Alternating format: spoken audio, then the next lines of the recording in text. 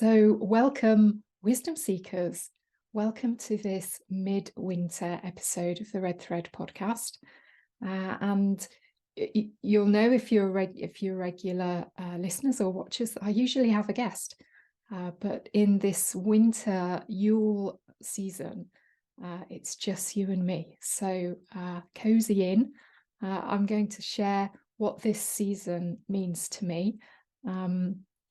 And some of my work that I've been doing over the last year, some of the insights and wisdom to share with you from that, and maybe some tips for honouring the season as well. So for those of you who aren't regular listeners, let me just introduce myself. It's normally my guest that gets all the attention, so it feels unusual for me to have the spotlight. But I'm Vanessa. I am obviously the host of the Red Thread podcast, and we've been going around 12 months now. And I really set this up as a way to share insights and wisdom for your journeys of transformation. And I'm really passionate about psychology. I've had a lifelong love of psychology and spirituality for transformation. And to that end, I am a student psychotherapist. So I'm studying for my master's in psychotherapy in the UK, and I hope to qualify in a few years. And I'm learning a lot along the way, which is adding to my already kind of deep knowledge. So I'm learning lots to share, and we'll be sharing more over the coming years. And I mentioned spirituality, so I am a deeply spiritual person. I follow an earth-based spiritual practice.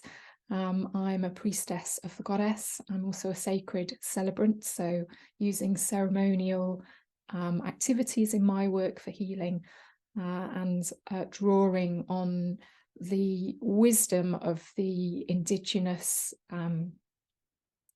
Celtic pagan festivals, and connection with the land of the British Isles for much of my work and my insights, really. So that's where I'm coming from. And in this episode, yes, I'm going to be talking about midwinter, the winter solstice, and the festival of Yule, which in the Northern Hemisphere is in December. So that's where we are now. We're approaching Christmas. We've just passed the point of the winter solstice, the astronomical point of the winter solstice, which represents the longest day and the shortest night. And from this point onwards, the days start to grow in length. And there's a lot of symbolism around that. And there's a lot of medicine and wisdom from nature, and the natural environment around us, which is steeped in winter at the moment where I am in the UK. So let's just talk about that darkness first. So it is the longest night, and winter is traditionally a time where lots of animals hibernate. And activity generally slows down. There's kind of less food around for the animals and the birds, so activity slows down, and the trees lose their leaves, and the kind of composting activity happens, and the days get shorter, the weather kind of closes in, and there's this general sense of us all kind of cozying inside, and this idea of kind of going inwards, really, and retreating inwards into ourselves. And a lot of us, I guess we've been conditioned into this idea of a distorted association of dark equals bad and light equals good. So we find a lot of culture and society is light seeking. So it honors and venerates the spring and the summer, and really the winter is something that needs to be got through and coped with. And that is a very real experience for a lot of people during the winter. You know, seasonal affective disorder leads to a lot of depression and anxiety and deep sadness and grief for a lot of people. So that dark time is difficult not to fear kind of going into it, the dark half of the year. And of course, the gateway to winter in the Celtic calendar is the Festival of the Dead, the Festival of Samhain, popular festival of Halloween, where we celebrate the dead and honor the dead and remember our ancestors. And that's really, for me, it's always the gateway of going into the winter. And looking at what needs to die within ourselves, perhaps, and be released and let go of. And it is a time for inner reflection, I guess. So there's an invitation there to kind of slow down, come into stillness and rest, and start to listen to our own unconscious and our own kind of inner psychic activity. You know, what's in our intuition, what's coming through for us at this moment. And I talked about what's happening in nature, and of course the hibernation is typically associated with this time of year. A lot of animals hibernate over the winter, and they're coming into that stillness and that resting slumber. And it's a time for recharging. If you think about the abundance of summer and then autumn, the fruits of the autumn, and now is the time for the land really to rest and to recharge, and for all of those kind of leaves and dead material to compost into the earth and really nourish and create that layer of nourishment that will feed the new life in the spring. And that for me, that's a really interesting metaphor for what first of all, what I need to let go of, and perhaps what all of us need to look at in terms of what's served us well this year, what hasn't, what do we need to let go of, what can we put down now, what can we allow to go into that composting layer that will nourish what comes next. And also maybe gently starting to think about what are the seeds of our intentions that might come through.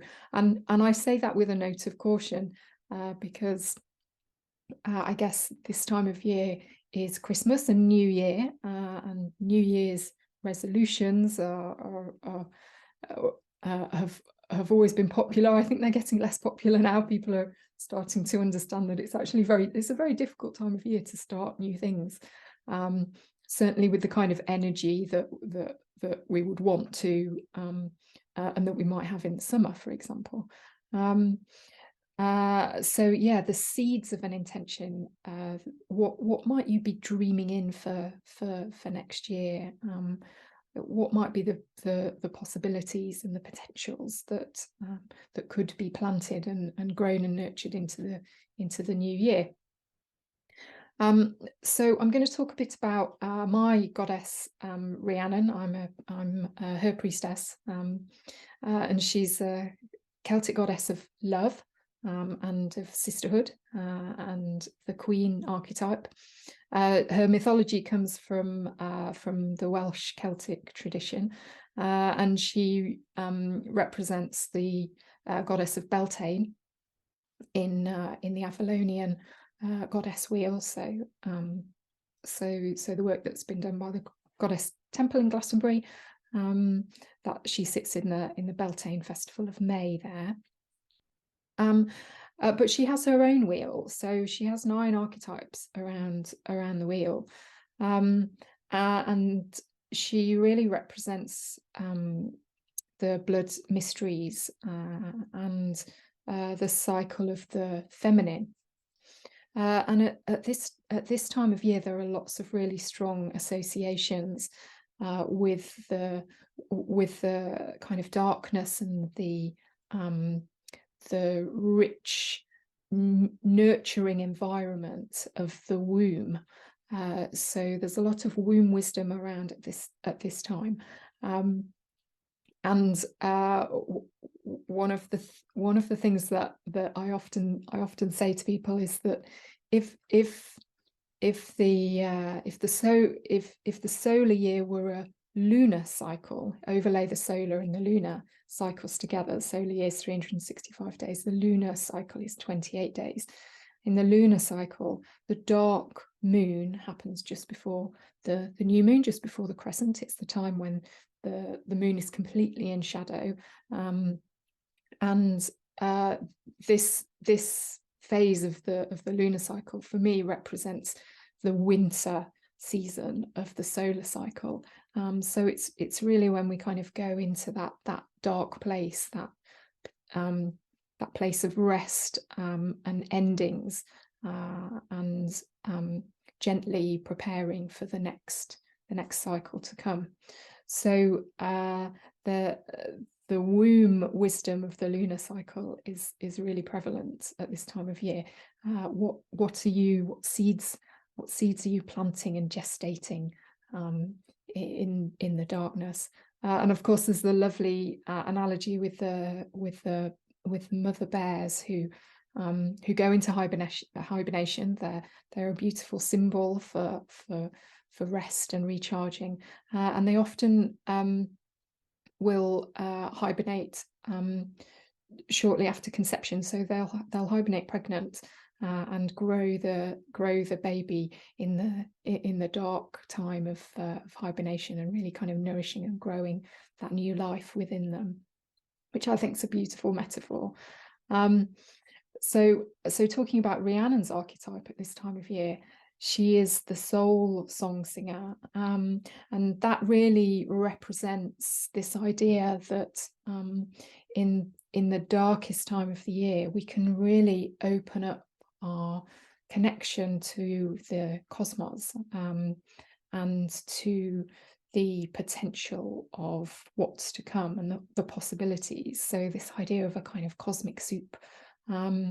And it really fits for me because this time of winter solstice sits exactly between the festival of ending, so the Samhain festival of the dead, 31st of October, and the festival of new light and new life, which is at Imbolc on the 1st of February. So this idea of what happens, these questions around what happens between the end and the beginning, life and the death and new life. So what's that creative potential, that expansive possibility that can perhaps be tapped into at this time of year?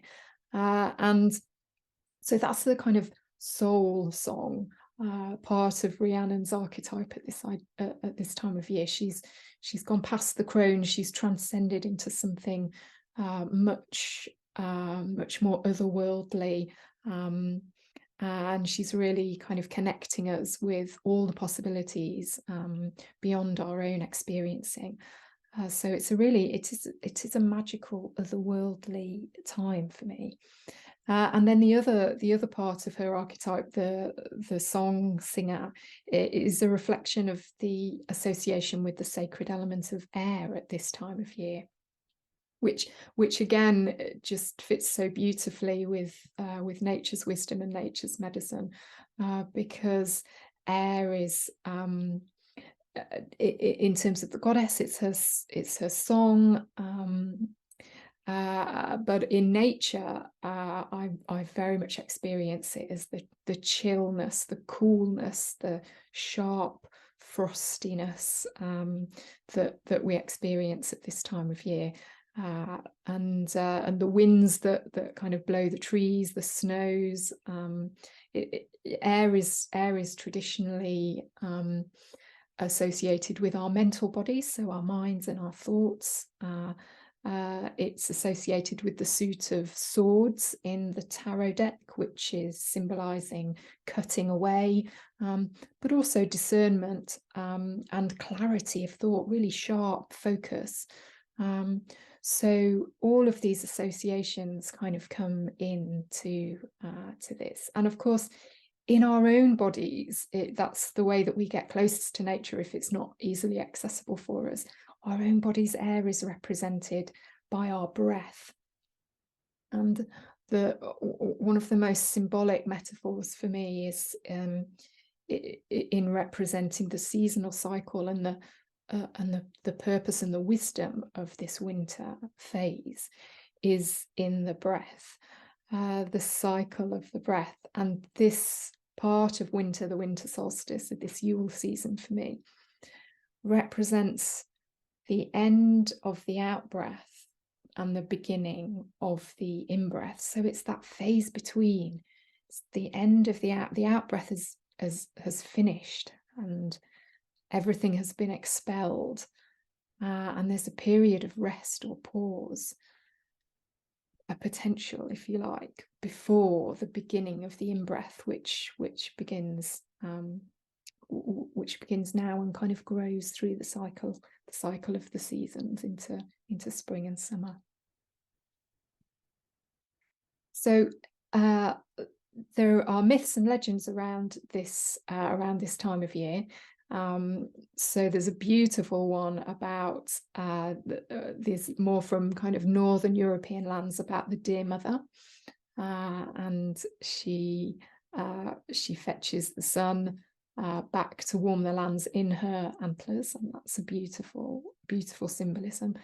And of course, the story that we all know for this winter period, this December period, is the Christmas story.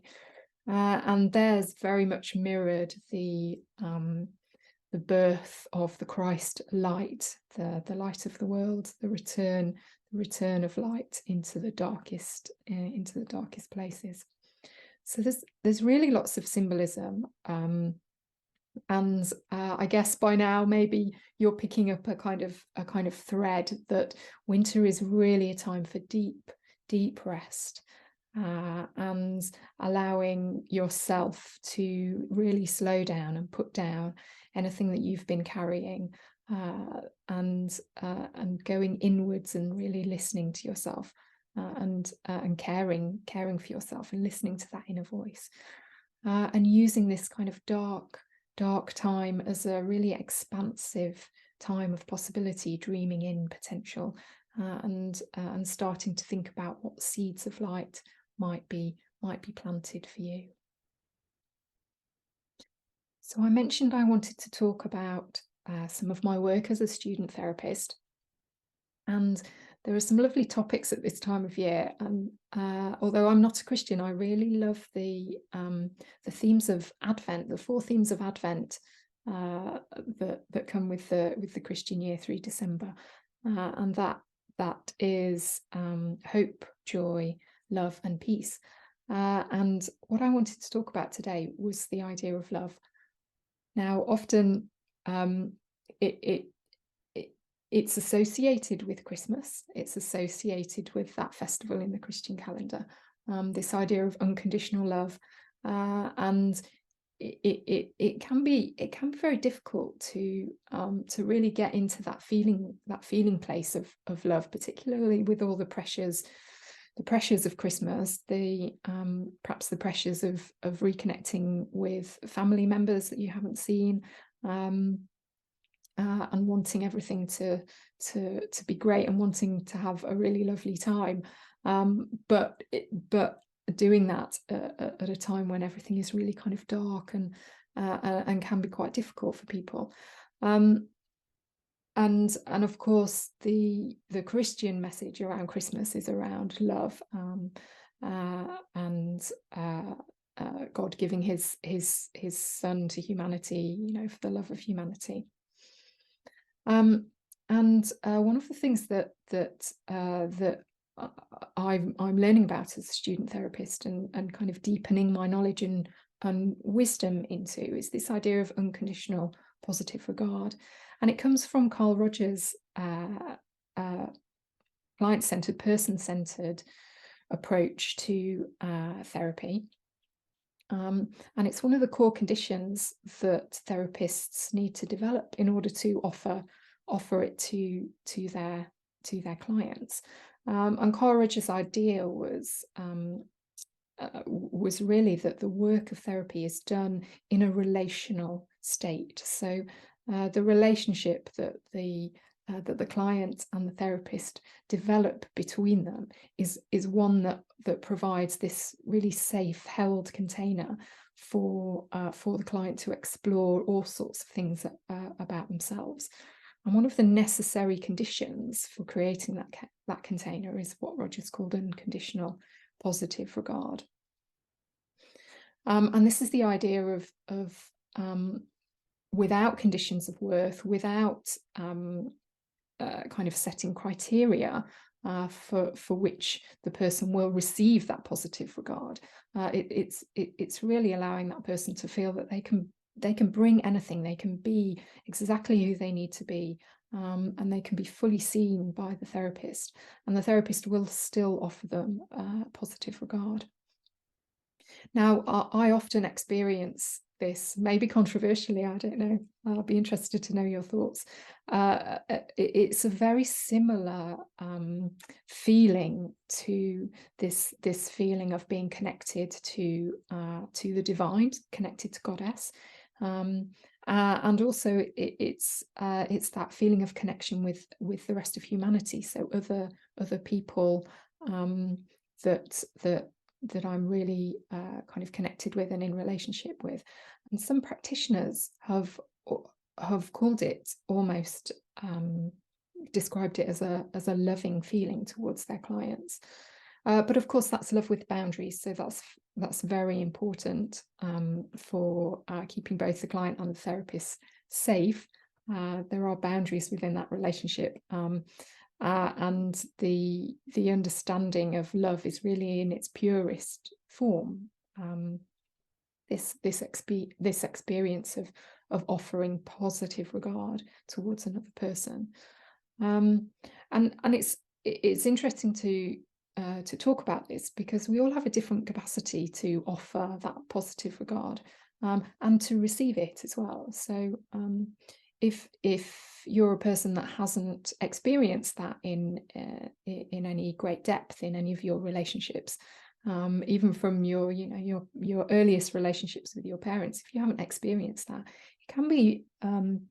it can be quite jarring and quite difficult to receive, and almost to a certain extent almost painful when it kind of first comes towards you. So it's interesting to think that just because it's there and it's available to you doesn't necessarily mean that you can fully receive it. And I certainly experienced this, and I've had to develop my capacity to receive positive regard over many years, actually. And the opposite side of receiving is the giving side. So this feeling that kind of wells up within you of positive regard towards another person. That for me, that's an infinite source that I can always tap into if it's truly unconditional. And sometimes when I'm searching for it, perhaps it's not as accessible to me. Often the reason is because I'm putting conditions onto offering it. So yeah, as soon as I kind of drop those conditions, it seems to well up much more easily. And it's interesting. Therapists are on a lifelong journey to continue to notice all of these things within us that we need to work on. And as therapists in the school of thought that I am training in, we walk with the client, we journey with the client rather than teaching them or showing them or doing anything to them. And that means that we really have to be fully present in our own experiencing in order to be able to experience the frame of reference of the client as well. And part of that is kind of noticing, oh, where am I constricting my offering of positive regard or love, and how can I open up and be more expansive towards that. So that's really something that I just wanted to share with you. It is the season. Christmas is traditionally associated with feeling loving affection towards the people that we're connected with, the people that we're in relationship with. Just acknowledging how difficult it is sometimes to access that, to give it and to receive it fully as well. So I also promised in the introduction that I would offer you a few tips for honouring the season. Again, if you've listened to any of my previous episodes with guests, you'll know that this is one of the questions that I ask them. How will they be celebrating? What are good activities to do at this time of year? So I just wanted to share a few things that I've found really helpful. So going with this idea of kind of going inwards and really reflecting and listening to our inner voice, what is it whispering to us in the darkness that we really need? Definitely feeling into what's right for you is very important, and lovingly setting boundaries both for yourself and others if you need to at this time of year. And I think that's almost the foundation block. I mean, that's great advice at any time of year, but that's almost the foundation block for building in any rituals or practices or activities that you want to begin or continue at this time of year, because if you're caught up in all the activity of Christmas, particularly if you've got family, kids and school activities, and then work activities on top of that, community activities, it can be a very, very busy time and lots of demands being placed on you. So yeah, finding those opportunities to really kind of go inwards and really listen to what it is that you need in each moment. What does your body need? What does your heart need? And really honouring that, and then perhaps taking that forward into some self-care activities or rituals. I've been particularly enjoying yoga nidra, which is that kind of deep resting, often falling asleep to yoga nidra recordings, but it's that kind of deep relaxation of the body and the mind, relaxing to a soul level almost. And there are lots of great guided meditations available on YouTube or as podcasts that you can access to do that. I've really enjoyed that over the last few weeks. We talked about Christmas, and it's often a time when people decorate their home, and I have this year I've really been decorating with intention. So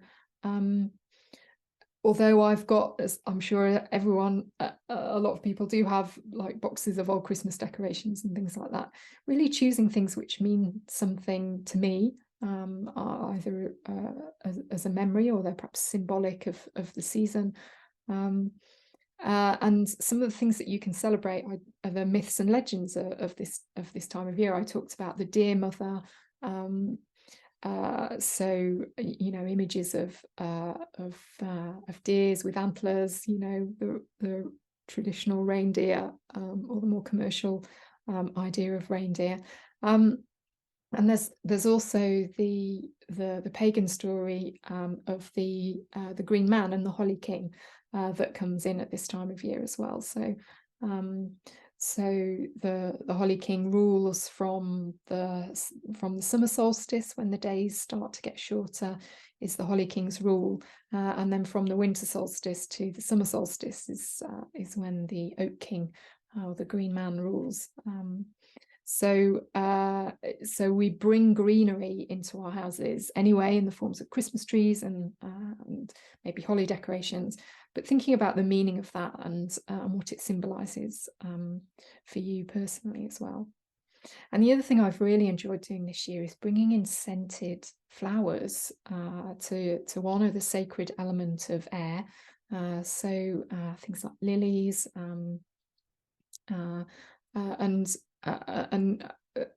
those lovely scents that you can get from scented flowers. It's a really beautiful way to decorate, and you can get some lovely white flowers at this time of year, which look great with the greenery, and perhaps if you found berries as well. That's real goddess colors there: the red, the green, the white, and the black association of colors. And the final thing that I really want to talk about is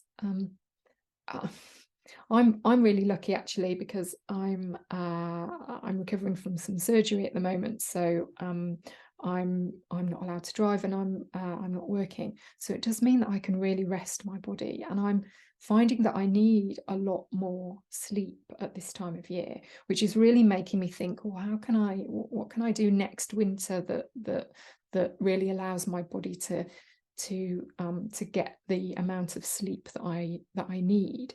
And I know it's difficult. I'm very fortunate, and I know it's difficult for most of us who are working in a more traditional way, that it you can't change your hours just because it's the winter. But getting some really good quality deep sleep, and I mentioned the yoga nidra is a really good way to get that deep relaxation and that deep sleep. And it's the quality of sleep, even if you can't have extra sleep. And this time is that time of dreaming intentions as well. So having a notebook by your bed, and going to sleep with the intention of dreaming, and then waking up and recording whatever you remember from your dreams. It's a great way to really access your unconscious at this time of year, and kind of connecting with that expansive potentiality. And for me, that's where the seeds of the intentions come from. So they come from my dream time. And they come as pictures or symbols or messages that help me think about all of the possibilities for next year before I even need to make concrete plans about setting intentions or how to make them happen. But just the creativeness of dreaming about all the different possibilities, and they're kind of like star seeds. Seeds of light that fall into our dreams, that are scattered in that dark, fecund, fertile earth, I guess, that is our life at this time of year. So there are a few ideas, thoughts, I guess, to celebrate this season. And it's it's been really nice to just talk to you about some of the things that are meaningful for me at this time of year. So thank you for listening, and I really hope you've enjoyed it. I'd really like to offer you some midwinter blessings, and support you to open up to this sense of the threshold between the darkness and the light. And also the idea of growing gently into the light. The seeds have been planted in the depths of the earth, and they can start to grow as the sun warms it. But we don't have to come out on the 1st of January and be all ready with lots of energy for a new year. That's really just the point at which the seed cracks and the shoot starts to uncurl. So allowing you to go gently into the new year with whatever intentions you wish to birth. So on that note, I'm going to call in Rhiannon. in her aspect as soul song singer. And just take a moment. Feel that breath, the sacred element of air that nourishes us all and connects us all this time of loving kindness. Take a breath in and exhale.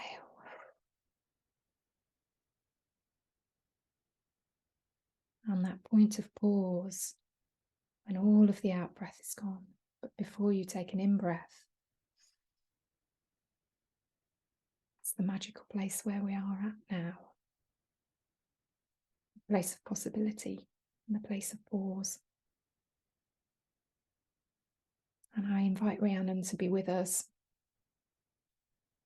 I invite all of the gods and the goddesses, the spirits and the otherworldly beings, however the divine shows up for you, to be present here.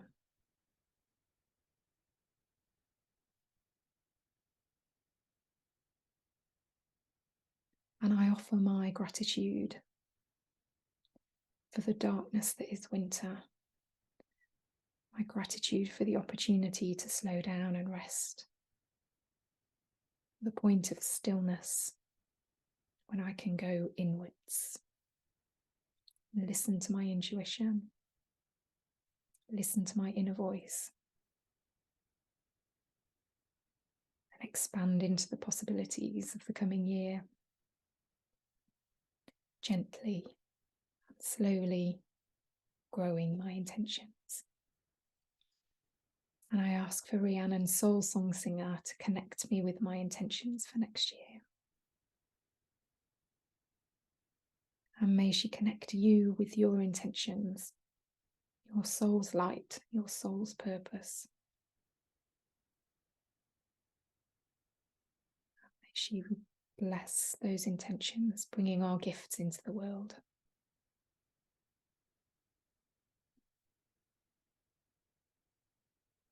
Thank you, Rhiannon. And blessed be.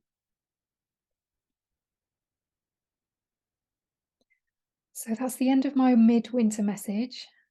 Thank you so much for listening. It's been a pleasure. And I look forward to talking to you again, the whole programme of different topics and guests in 2023.